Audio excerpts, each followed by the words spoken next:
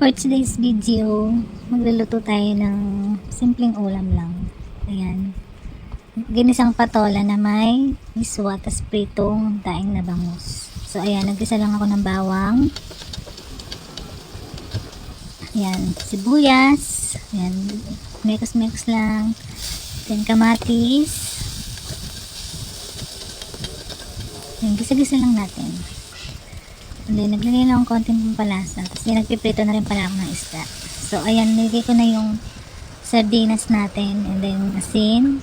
At saka, nilagay ko na rin yung miswa para mag-isa. Miswa yung patola with, at saka okra. So, ayan, hintayin lang natin siya kumulo. Ayan, kumulo na.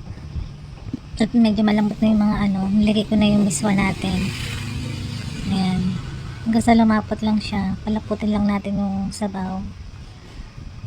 Tapos okay na. Ayan. Ready to